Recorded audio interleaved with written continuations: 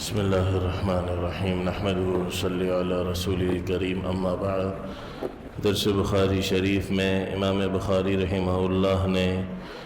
ایک حدیث اللہ کے نبی صلی اللہ علیہ وسلم کی ذکر فرمائی ہے،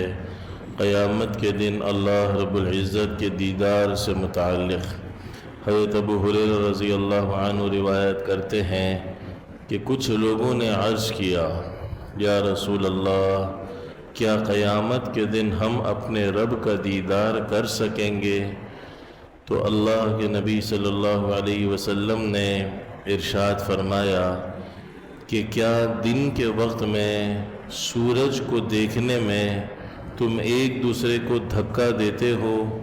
تمہیں ایک دوسرے کو دکھانا پڑتا ہے، اس حال میں کہ سورج و تمہارے درمیان کوئی بادل نہ ہو؟ تو سب نے عرض کیا کہ نہیں یا رسول اللہ، بالکل صاف سورج ہمیں نظر آ جاتا ہے۔ پھر آپ نے ارشاد فرمایا، کیا تم 14ویں رات کے چاند کو اس حال میں کہ تمہارے اور اس کے درمیان کوئی بادل نہ ہو آرام سے دیکھ نہیں سکتے کہ تمہیں ایک دوسرے کو دکھانے میں زحمت ہوتی ہے؟ سب نے عرض کیا کہ نہیں یا رسول اللہ۔ آپ نے فرمایا کہ تم اسی طرح کل قیامت کے دن اللہ کا دیدار کرو گے، اور اللہ رب العزت قیامت کے دن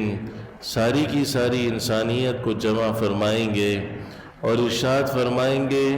کہ آج جو جس چیز کی عبادت دنیا میں کرتا تھا اس کے پیچھے ہو لے۔ پس جو سورج کے پجاری ہوں گے وہ سورج کے پیچھے چل پڑیں گے، جو چاند کی پوجا کرتے تھے وہ چاند کے پیچھے چل پڑیں گے، اور کچھ لوگ بتوں کے پیچھے چل پڑیں گے، اور صرف یہ امت رہ جائے گی اللہ کے دیدار کے لیے۔ جنت کی سب سے عظیم نعمت اللہ کا دیدار ہے۔ قرآن مجید کی ایک آیت میں اللہ فرما رہے لَهُمْ مَا يَشَاءُونَ فِيهَا، کہ جنت میں جو انسان چاہے گا اس کو ملے گا، لیکن اللہ فرما رہے وَلَدَيْنَا مَزِيد، ہمارے پاس ایک مزید نعمت ہے جس کی کوئی مثال دنیا میں دیکھی نہیں گئی ہوگی۔ اور مفسرین فرماتے ہیں کہ اس سے مراد اللہ کا دیدار ہے۔ اور ایک حدیث میں اللہ کے نبی صلی اللہ علیہ وسلم نے ارشاد فرمایا کہ جب اللہ رب العزت کا دیدار جنتی لوگ شروع کریں گے اور سارے پردے چھٹ جائیں گے، اور کچھ ہی عرصے کے بعد وہ پردے دوبارہ لگنا شروع ہو جائیں گے، تو جنتی اللہ سے فرمائیں گے اللہ ابھی تو ہم نے آپ کا دیدار شروع کیا تھا۔ تو اللہ فرمائیں گے میرے بندو، تمہیں میرا دیدار کرتے کرتے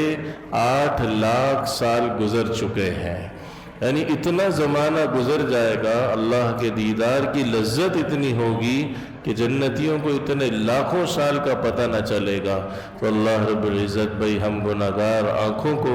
اپنے فضل سے جنت بھی نصیب فرمائے اور جنت میں اپنا دیدار بھی نصیب فرمائے۔ وآخر دعوانا الحمدللہ رب العالمین۔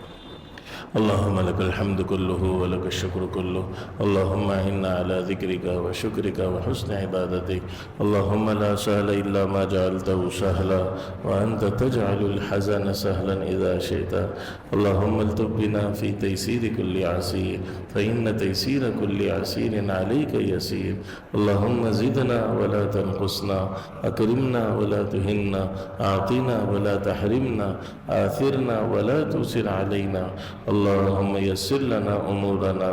اللهم يسر لنا أمورنا، وصلى الله وسلم على خير خلقه محمد وعلى آله وصحبه أجمعين برحمتك يا أرحم